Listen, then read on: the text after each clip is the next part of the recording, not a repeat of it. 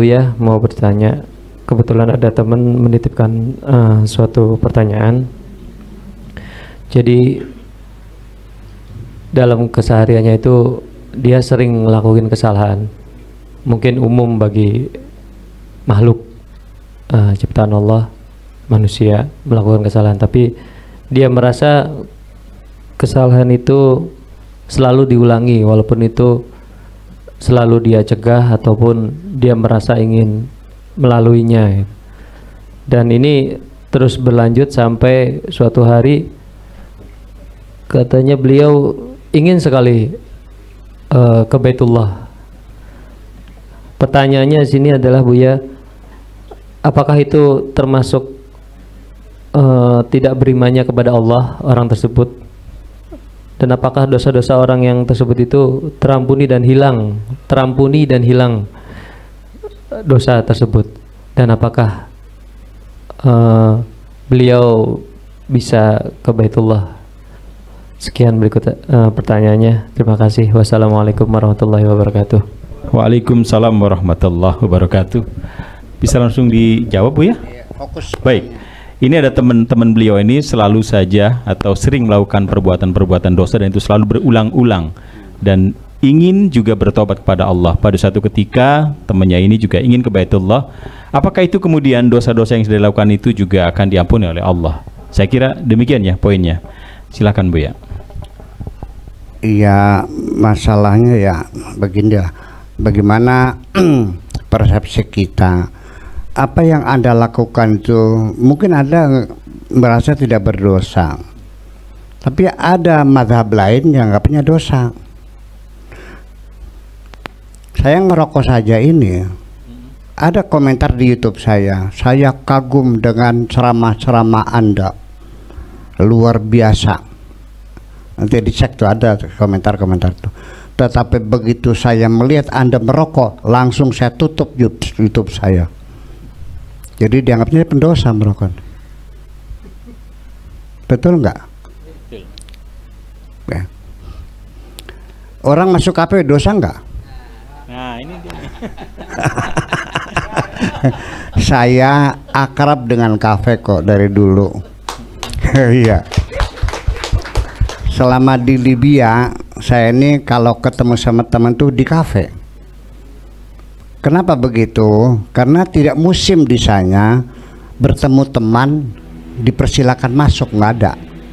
Ketemunya di kafe. Karena tidak boleh saya ketemu dengan kakak perempuannya, adik perempuannya, ma ibunya, nggak boleh. Tradisi seperti itu. Jadi ya kita ngetuk pintu, dia keluar, yuk ngobrol di kafe. Ya di kafe. Nggak ada silakan masuk, nggak ada. Saya 4 tahun di Libya itu belum pernah masuk rumah orang Libya tuh, kecuali teman-teman dari Mesir ya lebih nggak ada. Jadi di kafe ya, sampai ke Tunisia juga ya tetap aja sering kafe. Saya tuh dengan pembimbing saya itu kalau menyelesaikan disertasi itu, waktu itu kita bahas masalah desainer dialog teater. Jadi saya spesialisasinya itu dialog teater. Jadi bukan sinopsisnya, bukan skenario-nya, tapi khusus di spesialis di dialognya. Jadi saya ahli membuat dialog teater. Bukan teaternya, tapi dialog teaternya itu. Di mana ketemunya? Di Cafe Shilling. Namanya Cafe Shilling. Jadi setiap seminggu sekali bab 1 saya sampaikan, dikoreksi. Nanti minggu depan ketemu lagi bab kedua yang satu perbaiki, terus perbaikan setiap minggu ketemu di Cafe Shilling. Jadi saya sendiri juga artinya kalau begitu saya belajarnya di kafe juga dong kalau gitu. Berarti saya belajarnya di mana? Di kafe. Iya, setiap minggu di kafe kok. Nah itu. Nah alhamdulillah, tapi setelah pulang ke Indonesia tidak ada orang yang minta saya kerja di bidang teater, malah akhirnya jadi kiai, alhamdulillah. Makasih kan. Anda tega panggil saya kiai? Tega enggak? Ikhlas enggak? Ikhlas ya udah syukurlah. Kalau ikhlas mah saya terima dengan senang hati. Jazakumullah. begini, di dalam Al-Quran itu ditegaskan, jangan kecil hati, jangan putus asa untuk meminta ampunan kepada Allah. Jangan menghitung dosamu terlalu besar, terlalu banyak, terlalu lama. Jangan khawatir, jangan pernah putus asa mendapat rahmat Allah. Wala taqnutu min rahmatillah. Ya ayyuhalladzina amanu la taqnutu min rahmatillah. Jangan pernah berputus asa mendapat rahmat Allah. Selanjutnya Allah berjanji, innallaha yaghfiru dzunuba jami'a. Allah akan mengampuni semua dosamu. Itu bukan kata saya, ini kata Tuhan yang mengatakan, ku ampuni semua. Apalagi itu mencuri sekali dua kali, yang melacur 40 tahun juga dia bertobat diampuni kok. Ada dosa yang tidak diampuni, itu dosa musyrik ya. Kata Gus Dur, ya tinggal syahadat lagi aja kok. Hebat kan Gus Dur? Iya. Ya iya. Jangan menakut-nakuti orang dengan neraka lah. Ya. Ya, jangan ditakut-takuti dengan neraka. Nyong neraka dan sorga ada di dalam dirimu sendiri kok. Karena dosa-dosamu itulah membawa siksa. Kamu akhirnya pikiran tidak konsentrasi, otaknya nggak jalan, ya, hilang semangat, putus asa, membenci diri sendiri, terlalu kecewa, terlalu sedih. Sebelum masuk neraka sudah di neraka sekarang ini juga kok. Dan setiap kebaikan-kebaikan yang kau buat kepada sesama manusia itu menciptakan sorga di dalam hatimu sendiri. Yuk kita bereksperimen. Hari ini kita bikin jahat deh, mukulin orang, mencuri, jambret, sebagainya. Di hari yang lain kita santuin anak yatim, orang-orang jompo kita kasih makan. Ada bedanya enggak? Setelah kita banyak berbuat jahat, hati kita tidak nyaman kok. Ada ketakutan, ada kegelisahan, ada kekecewaan. Betul nggak? Makan juga nggak sedap, tidur juga nggak lelap, ya, mimpinya dikejar-kejar harimau. Betul nggak? Tapi setelah kita berbuat baik, napas kita menjadi lega, badan kita menjadi ringan, tidurnya mudah, mimpinya dikerumuni bidadari kok. Betul nggak? Jadi dosa membawa siksa, kebaikan-kebaikan mencipta sorga.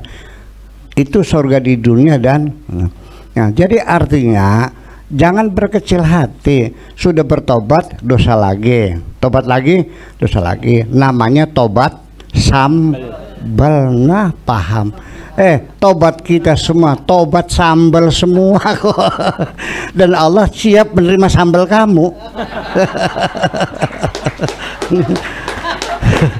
Dosa lagi, maaf lagi. Dosa lagi, maaf lagi. Yang penting kau merasa bersalah, bukan bertobat formalitas, bukan. Bukan sekedar astagfirullah, tapi ada kesedihan dalam dirimu. Ya Allah, aku salah, ampunilah, selesai kok. Ya, sekalipun baca istighfar, tapi kalau hatinya tidak berbunyi, ya sama aja bohong. Nah, itu persoalannya. Nah, nanti dalam proses pertaubatan itu, kalau dosa-dosa kecil mah, itu kita mendapatnya ghufran, pengampunan. Ya, seperti sholat terlambat, janji lupa, ya kan begitu. Ada keinginan berselingkuh, keinginan tapi belum melaksanakan, ya, dosa-dosa yang kecil gitu, itu dapatnya ghufran.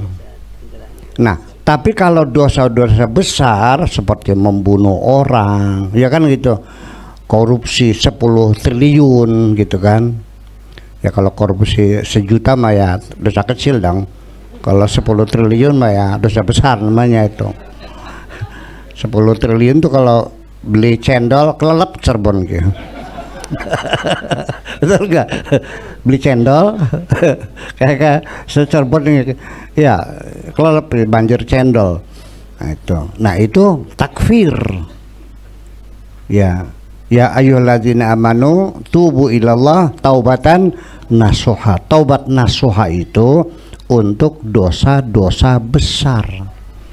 Allah berjanjinya bukan memaafkan, tapi asa rabbukum ayyukaffira ankum, menutupi. Jadi dosa besar ditutupi. Membunuh sekali kita bertobat ditutupi pakai lakban. Sudah tobat, diterima tobatnya, ditutupi. Bunuh lagi, dibuka 2 berarti. Tobat lagi, terima lagi. Bunuh lagi, tambah lagi 3. Seperti itu. Ya kalau dosanya sekedar nyetel bokongnya bocah wadon mah ya bela apa-apalah. Iya, namanya juga anak remaja sih, gimana sih? Akan gitu. Nah, itu kan berbeda persoalannya. Iya, jadi lalu persepsi dosa sendiri dalam pikiran kita itu dipengaruhi oleh tafsir agama. Yang berbeda itu tafsir agama, bukan agamanya. Melihat wajah perempuan dosa nggak menurut kamu? Ya enggak lah, di sini ini Indonesia aja. Tapi kalau di Arab dosa, karena kita laki-laki itu tidak boleh melihat wajah perempuan. Boleh melihat wajah perempuan dihalalkan menurut agama ketika kita hendak melamar dan dipastikan akan melamar. Supaya jangan seperti beli kucing dalam karung, maka kita diizinkan untuk melihatnya. Itu pun terbatas, hanya muka dan telapak tangan. Lihat dadanya boleh nggak? Nggak boleh. Lihat betisnya? Barangkali betisnya kayak padi bunting atau ya tembem. Ya nggak boleh, hanya muka. Artinya itu tafsir mereka sudah dosa. Ya kalau di sini yang presidennya perempuan, menteri perempuan, kepala sekolah perempuan, dokter, lalu gimana? Dosa dulu. Berarti orang Indonesia neraka semua gitu. Nah itu tafsir agamanya. Jadi artinya, nah untuk ukuran dosa-dosa yang kau hitung itu semuanya dosa-dosa kecil sesungguhnya. Dosa yang besar adalah yang ada di hati kita ini. Yang besar di sini. Seperti apa? Mungkin kita merasanya tidak berdosa ya. Ketika kita berbuat baik, ingin nyumbang seseorang yang lagi susah, tapi waktu memberikannya itu sengaja dikumpulin orang banyak, atau menyumbang masjid, menyerahkannya sebelum khutbah Jum'ah, sudah penuh khutbah, acara penyerahan penerimaan bantuan dari Buya Syakur Yasin 50 juta, saya bawa wartawan 4 ya, dipoto terus disiarkan di media cetak elektronik sebelumnya, terus tepuk tangan semuanya. Itu jadi modal karena saya ingin nyalon bupati. Ini namanya apa? Penyakit kepengen dilihat orang tuh, penyakit apa namanya? Nah, udah paham. Dosa enggak? Banyak orang tidak sadar itu suatu dosa. Sebaikah? Dikiranya dosa kecil. Kalau engkau berbuat baik, kepengen juga dilihat oleh orang, artinya engkau merasa tidak cukup disaksikan oleh Allah saja. Sedangkan Allah mengatakan sudah aku yang jadi saksi, selesai. Wa kafa billahi syahida. Selesai, nggak ada urusan. Yang penting Allah tahu, selesai. Kita nggak usah kecewa. Orang nggak tahu, nggak ada urusan. Berarti kalau engkau merasa tidak cukup Allah sebagai saksi, berarti merendahkan Tuhan nggak? Hah? Besar mana merendahkan Tuhan dengan melacur? Nah ini jadi persoalan. Ya, persepsi tentang dosa-dosa ini. Santri saya sekolahnya rajin, anaknya bersih, disuruh apa saja mau, tapi dia punya sikap merendahkan saya. Ngomongnya apa? Ilmunya Buya sudah di kantong saya semua. Betul nggak? Mungkin anaknya malas, anaknya bodoh, sering lawan, tapi dia sangat memuliakan saya. Saya sayang nggak? Jadi santri saya pakai sendal saya, nyolongin mangga saya. Ya, mangga habis tuh. Sampai sekarang saya punya mangga 50 pohon, nggak pernah panen, itu habis sama santri aja. Saya nggak marah karena anak saya baik, betul nggak? Ya, tapi begitu ada santri yang tidak menghargai saya, dia kan merendahkan diri saya. Apapun kebaikan dia adalah kejahatan bagi saya. Ini persoalan. Oke, yang penting bertobat sajalah. Ya, dosa lagi, tobat lagi. Dosa lagi, tobat lagi. Iya.